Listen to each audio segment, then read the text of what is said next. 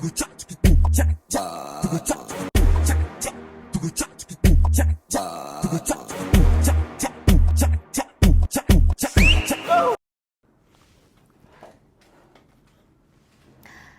les amis, hi guys, welcome back on my YouTube channel. How are you guys? Meze neza murakomeye. Je meze neza ndakomeye ndashima Imana. Karibu kandi kuri YouTube channel yanje ya Ozirakoze. I hope ko subscribe nimutarayigira, please do it now. Bikora ubu unshigikire. Uneze imbere bantu b'Imana, nta bintu byinshi mba ndabasavye, ni just kugira subscribe, hanyuma mukandabira ama video. Yaba kuri Siren Vibes, ngaha anye muri studio Siren Vibes. Ndi kuri chaîne ya Ozirakoze muri studio Siren Vibes. Birateza. Takanda bisubira mu kandi. Ndi kuri chaîne ya Ozirakoze muri studio ya Siren Vibes. Yes, agira neza. Anyways, uyu munsi shaka ko tugira spend a day with me. Kubakunzi banje marabizi ko ngaho ariho mpartage ama experience yanje y'ubuzima busanzwe iyo nabonye ko bikeneye ko tubisangira n'abakunzi banje. Rero uyu munsi ifise umunsi uri très surchargé. Ubu turi mu gitondo turi 9h44. Ariko ndarushe kubera ukuntu umunsi uwuzuye. Mugabo ni ibintu by'akamaro gusa. Ni by'akamaro gusa si ibintu bya Jeffrey Mubana yarampezagiye. Amagahunda tagira akamaro ni makenjamo. Amagahunda atinjiza, amagahunda atari bunyungure mu bwenge, amagahunda atari buma abagenzi bashasha badashobora kunteza imicango kunkuza mu buryo bucanka ubundi, amagahunda atari yo kwegera Imana, amagahunda atari yose yo guta umwanya isaku n'iki n'uburopfa no gusangira n'abantu batagira guteza imbere nta. En tout cas, c'est vrai umuntu des fois igihe umuntu abijamwo kwidetanda kuruhuka mugabo nukuri bishikira gake pe ndababeshe bishikira gake kubera ko nabafite ibintu byinshi byo gukora umwanya ugacumbana muke kaca prioriser rero bige bifite importance et c'est vrai so ubuhinga bwanje bwinshi mugabo n'ubuntu bw'Imana n'ubuntu bw'Imana mugabo kamahera ndabeshe haba hari umwampi na caractère y'umuntu n'ukuntu jewe sangwe ntakundi n'uzurufa vraiment sangwe ntakundi ibintu bita ahantu nicara nkava kunyene atakina kimwe ntibantwengeje basi ngo nimara gastress ntiba wapi rero uno munsi shaka twirigwana tumarana umunsi entre temps ubu nyene ngira nje muri evenement ya Forever Products Burundi. Ariko ni evenement international kubera ko haje aba FBOs, aba Forever Business Owners bavuye mu bihugu bitandukanye bya Afrika kugira ngo twigishanye twankuhajane mugabo baraza ku izo iminsi ibiri uno munsi nejo ejo sindisi yo konzojayo mugabo uno munsi kubera ko baza kunyambika gapin baraza ku reconnaître nk'umu superviseur parce que ndi superviseur kubera ko mu business hari hama level hariho level ushikira kucinjira uko ukora cyane niko ugenda uraduga level kandi kuduga level bizana no kugira ama bonus mu mafaranga winjiza mu product ntiyarangura n'ibindi byinshi. Rero je nk'umu FBO kandi nza kwambikwa kuba recognized isango ushobora gusiba. Kandi ikindi naco nuko haraze kuza aba FBO baba Tanzania b'abanyarwanda baba Kenya kimo inspire no kuri sinobiha jewe before yuko iyo ntabakurikirana sinari kugira courage nk'iyo nagize kubera ko mu Burundi abari mu Burundi c'est vrai murahura mukagira amanama gabo ntibari beaucoup plus ku ma réseaux sociaux nanje niho nkorera amwanya munini bade ku ma réseaux sociaux. Rero abo bantu kora ko bakoresha gose ama réseaux sociaux niyo naginda kurikirana nkazindara bingine baposta nkazara bingine bigisha business genda yikunda buhoro nkabona nyine ko ari business y'abantu basirimu kandi abantu ngene baronsa amahera bivuye muri iyo business bigaragara no mu maso ko amafaranga bayaronsa bakuye muri business. Rero nkangura kuvyizera buhoro ko peut-être ari ibintu bisayo ari ibintu biri umwe note kandi bikuza kandi bituma abantu bavoyaja etu. Rero abo bantu ndaza kugirirwa amahirwe yo guhura nabo uno munsi mugabo y'amasoni yanje mwabantu mwe abantu mutabizi je mpiza amasoni hari abantu kora ko babona turiko turakoma induru ngako mareso bibaza ko n'umuza usanzwe tukoma induru je muza usanzwe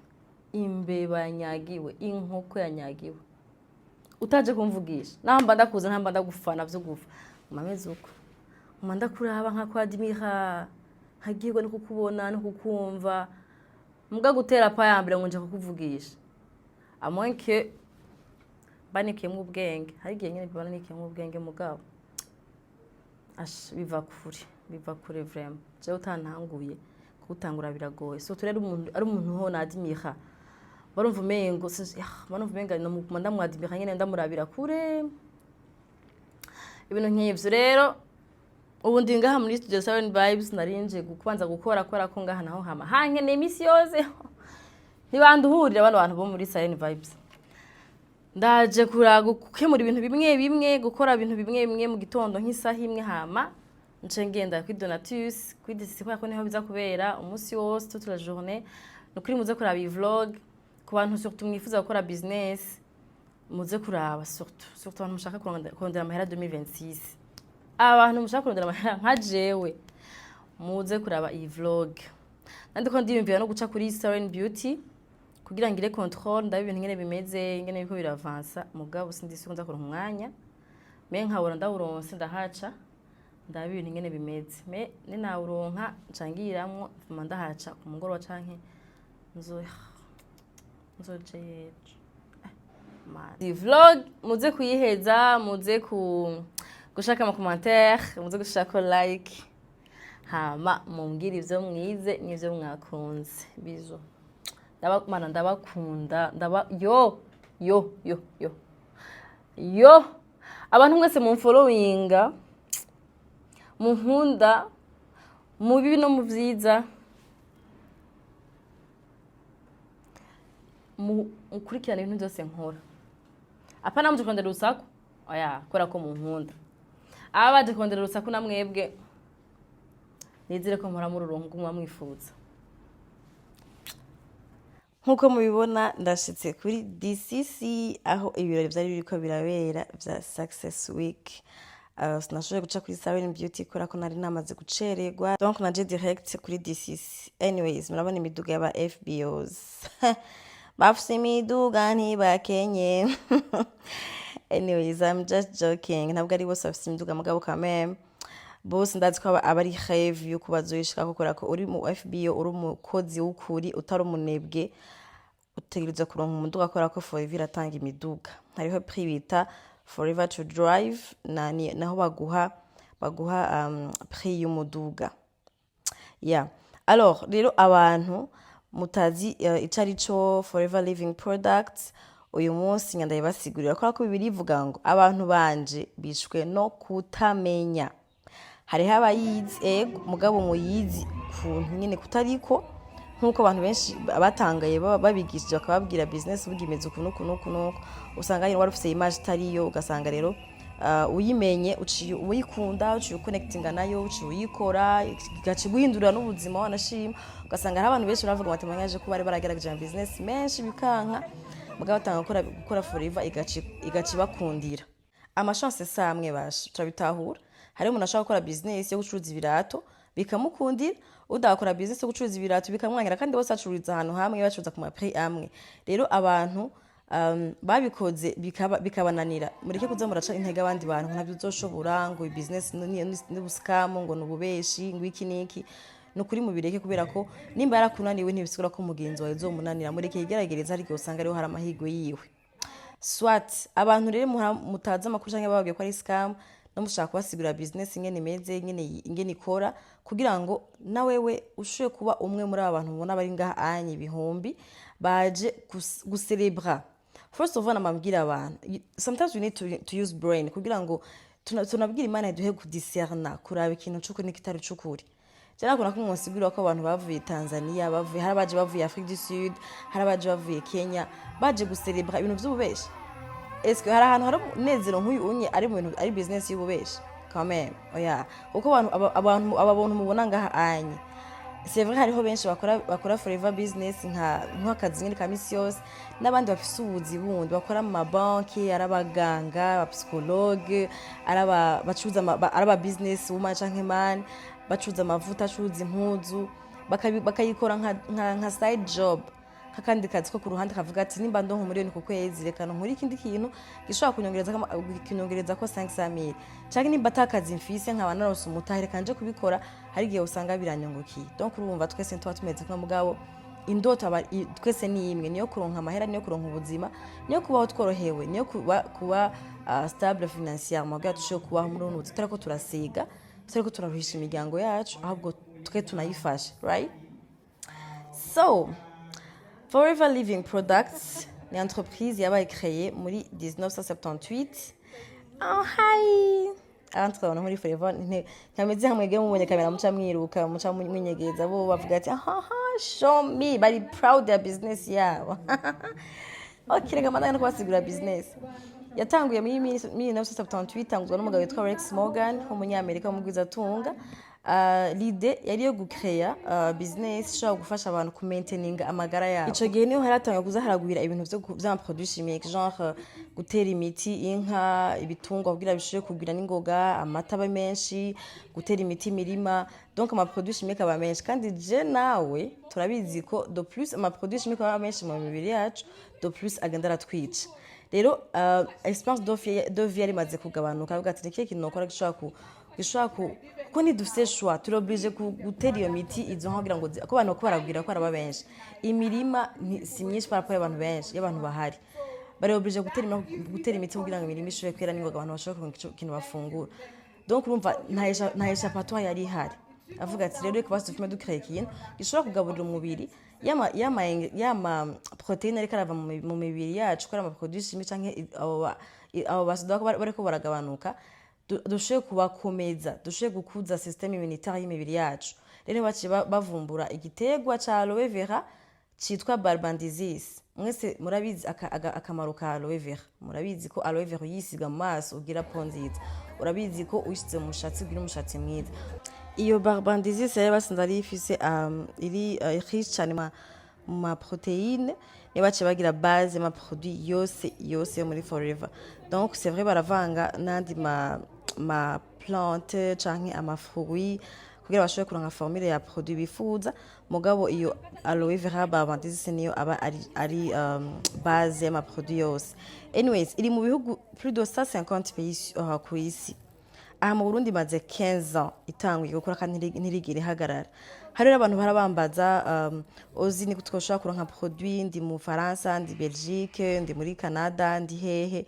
Basha je namandababaza uri hehe exactement, kubera hiyo iwanyu zirahari produit emwe no muri Korea produit ziriyo, no mu Bushinwa produit ziriyo, ntushobora kuzibura uzikeneye. Rero uriyo yuko uza kwiruhisha uzikura mu Burundi, alors que wanashima hiyo niho mufise produit nyinshi kurusha ngayo iwacu, kuko mwe biroroshe gose ko muronka ama produit. Murabizi ko ino kugira ngo umuntu umusigurire kwisiga sunscreen aba ari problème, ntibanabitahura na pouvoir d'achat mu Burundi ni nkeya kurusha hiwanyu. That's why ama produit menshi adashika mu Burundi mugabo hiwanyu abahari. Donc il faut juste kubaza ni gute ntushobora kuronka iyi produit, hama nkakurangira ukuntu woshobora kuyironka, kandi iwanyu biroroshe ko bakubwira delivery kagusanga muhira utarenze kwigura ufata ama transport eto no kuri Amazon washima ama produit ya Forever, ariko gusa hari aho usanga zizimvye. Donc c'est mieux yuko baza umuntu mu FBO ati ni gute nshobora kuronka iyi produit vyoroshe. Rero why umuntu yoja muri business ya Forever? First of all, we all need Forever Living Products. Twese turazikeneye kura ko wowe ntiwiyanka urikunda, urakeneye gusa neza nk'abantu uko urabona muri video, urakeneye kugira imibiri myiza nk'abantu babona muri video, urakeneye kugira amafaranga, urakeneye kugira liberté financière, urakeneye kuvoyage uko ubishaka uko uvyifuza. Rero urakeneye Forever Living Products. Urayikeneye so atwikorera nka business canke kuzuraronka ama produit agufasha ku maintaining amagara yawe ku giciro ciza, kubera ko nkuko nabivuze uri umu FBO ufise ID number yiwawe, ama produit uronka kuri discount ya 30% par rapport y'umuntu aza kuyigura adafise ID number. Je umuntu aje kunshorera produit, c'est vrai je uramfasha uranteje imbere, dateye imbere ndakungutseko, mugabo mu gihe uzi kugira ugura ama produit menshi, it's better kugira ID number yawe kugira ngo ushobore kuzironka ku mafaranga makeya. Kandi niko bimeze ku isi nzima, uri mu preferred customer nkuko naberetse ama etape, urugura ama produit kuri discount ya 30%. Donc umuntu ashaka kuyikora nka business andondere ndamufasha, ndamubwira ukuntu ashaka kuyikora business, cyangwa umuntu ashaka kugura ama produit aussi ari ahariho hose kwisi, peu importe aho uri kwisi ushaka kugura produit, we gusa mbwira ndagufasha ukuntu produit zo gushikira, yaba ari za skin care routine, yaba ushaka guta ibiro, yaba ushaka kugira detox y'umubiri, yaba ari umuntu akunda kugwaragurika umugongo, aba diabetique, abantu bafite abana b'autiste, abantu bafite abana badafungura neza, abantu mushaka kuvyibuha aussi, abantu mugwaye ama estoma canke mugwaye ama intestin, abantu mushaka ama deodorant pour mukwaha, abantu mushaka ibintu surtout vy'ama skin care routine, ewa na je ndahari ku bwanyu, yaba deodorant, yaba Colgate, yaba amavuta, amasabuni, abantu mufise mukunda ko bara muri ma règle, abakobwa mukunda ko bara muri ma règle surtout, abantu bamwarishano mwifuza kwivuza ibintu binaturel bitaza kubasigira izindi ngaruka mbi mu mubiri, abantu mukunda kuruha ku bitugu mugakenera kugira massage, abantu mugira sport cyane aussi, hari ama vitamine muri Forever afasha abantu ba sportive, abantu mukora cyane mukaruha, hari ama produit vraiment aruhura, kandi ama produit muri Forever ari très efficace vraiment. Hama muko muri baza mbega uziko reka tugiye kugura ama produit ya Forever warayakoresha basha, reka ndababwiza ukuri ko mu mutima vraiment c'est pas seulement ngo ni publicité, jewe murazi ko maze n'igihe dayo ntavuga ibintu za Forever yitu, mugabo mumve ngo nta musi numwe nahagaritse gushaka produit ya Forever, nafuma ntayikorera business, ntakora kumara bizana n'indi ngo nanibwe nanikundiruka n'ibindi bintu byinshi, mugabo frigo yanje ntigere bura gel, sinigera mbura Colgate, deodorant, kandi basha gel kugwa 235 mugabo yahera nja gutora iyindi kubera muguma mubwira ngo niki wakoresheje ngo kugira ngo wonde, hariho ama produit yo kondesha ama C9, ama F15, mugabo ko batabizi na gel iragufasha guta ibiro, surtout nko ku bantu baba bonse canke baba badakene guta ibiro byinshi ku mwanya umwe, murashobora guta ibiro mukoresheje gel, ariko apana gel imwe ndabazi. Rero abashaka gukora business namwe nukuri ubu unye birazimvye, c'est pas comme avant ngiye nababwira mukanka kuza kwinjira ubu kwinjira ni 4,500,000, donc une équivalence ya $600 parce que bashyize kuri standard hamwe no mu bindi bihugu, mugabo no kuri uri umukozi w'ukuri, uri umuntu azi ico camuzanye Bujumbura, uri umuntu yankubukene, uri umuntu atari umunebwe, nukuri amafaranga kuyagaruza n'ibintu vyoroshe. Nagaruje muri umutana nagaruje juste mu kwezi kumwe je pense, ego je dans un mois nari ngaruje umutahe wanje wose, ubundi ko nkorera inyungu, donc nawe birashoboka ko ushobora gukora wanashima ukandusha. Hari abantu bazi kudandaza je sinzi kudandaza arabazi, navyo nzi vraiment, hari usanga bafite impano yo kudandaza, donc ubuzi ko impano yo kudandaza ntuyipfusha ubusa vraiment, ingo ugerageze no muri Forever mama baraho compensing effort z'umuntu, nimba ndagusiguriye business jewe hamukinjira barampemba amafaranga, barama commission, mwari muzi barampa commission. Juti yanje ingo rero wipime, hari gihe usanga ari uzura kura amahera ya loyer canke amahera y'igitoro nta wamenya hama ntibazusire kwa besha ngo Forever ngo ni y'abagore gusa, mwayibonye ko harimwo abasore harimwo abagabo benshi, donc bisaba juste kubura umuntu afise vision, afise determination, afise umwete aussi, ariko kandi umuntu yemera kwigisha uko business ikora. Anyways, Jem ndababwira ko nagwaye ibihera, hama ndakoresha ama produit ya Forever aramfasha, malgré yuko nayikunda ko ndakoresha ama produit yandi, me narayongerejemo aba nka complement, hama ibihere bigenda birahera n'amatasha agenda arahera, mugabo je ndivugisha ubu ibihere yarafise nari mfise ibisuko nabigendeza mu maso bwa iso yanje ntiboneke, genda bere ngena sigaye zarangora kuja mwibarabara mw'abantu, nagomba kuguma njyamye igitanda akora bingena sigaye ndi mwiza sigahora kabaje, kandi n'amatasha rikarahera, amatasha yari menshi cyane, kandi nta mezi arenga 2 ntangoye kuyakoresha. Ukoresha ama produit yahewe koresheje Liquid Sorba, Progress Creme, Jelly Tube, Aloe Vera Gel na avocado. Nawe ukoresha amasabuni abiri wakoresha gute? Liquid Sorba wakoresha ngapi? hama Liquid Sorba narayoga mu maso kwanza umubiri wose, hama ijya avocado nayo gangiye kuryama nkayereka ikumirako. Ukayirarana? Yego. Hamwe na deodorant. Deodorant uyikoresha gute? Naroga neza nkesuya neza, hama ngaca nisiga ujya n'uwa mbere yaragwaye ibihere.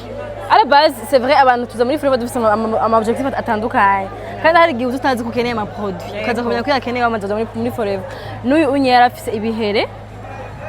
avant wari umeze gute she? Narisa nabi, mfise ibihere byinshi cyane, ntashaka kuja mu bantu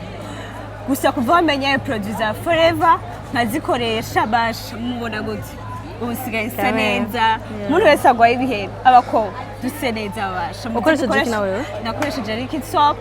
nkoresha na avocado nkoresha na propolis nkoresha na gelatin mwazikoresha gute babwire genre ukuntu amaformule genre mwazikoresha gute liquid soap nayikoresha ku mutaga nkayoga hose avocado nayo nayikoresha mw'ijoro nkayirazako byaheze mu minsi ngahe byarafashe nka 2 semaines 2 semaines 2 semaines ni nke ego Arabeshi. je kora ko na ego nivyo bivana n'ukuntu je nakoresha iminsi yose nta musi n'umwe nasiba hano baravuga amaproduit wifuye vanga arazimvye ngo agize nte ariko sha hari ikintu kiziza kurusha ubwiza kare no turaryama tugasinzira icambere ubanza ukanikunda d'abord rero twiteho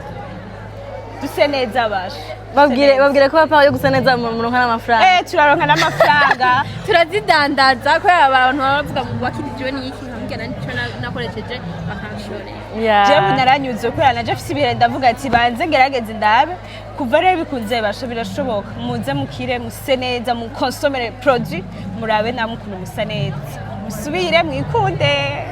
hariho umucuti wacu wundi nawe bambitse pini ya supervisor we yaragwaye ubukene muramubona hari ahantu hose abareka arabwira abantu forever yambaye jure abareka arigisha abantu bose forever ati muze muragera amahera ku nguvu bayabaza harabazana ku nguvu ako ingambira abantu ukuntu ketazana abantu ku nguvu muri forever arambeshije namunzana ku mumere muvone keti usinya kingahe 21 afite imyaka 21 ariko uyu mwana ishaka afise ryo kurondera amahera nagataraboneka kuva haziye muri forever akabona amafaranga ariyo ubu nyaguma agenda arabwira abantu bose ingo muri forever hebi ivyo uri kurakora abazana ku nguvu mva ushaka udashaka urazana muri forever keti ninde kwigisha kurondera amafaranga gutyo Indiana tisanze twese muhira nuko tumeze murakunda amahera abanyamururi yaje sindu umunyamwara umunyamururi ntabwo madakunda tugishukura umunyamururi nari sure mugabo nta muntu madakunda amahera ndakubuje keti baba hanyuma wirirwa cyangwa umunyamwara cyangwa tugishukura baratuzi abanyamwara abanyamururi turazwi baratuzi vraiment baratuzi uyu mwana rero n'ubukene bwaraheze se ari kuvuza muri forever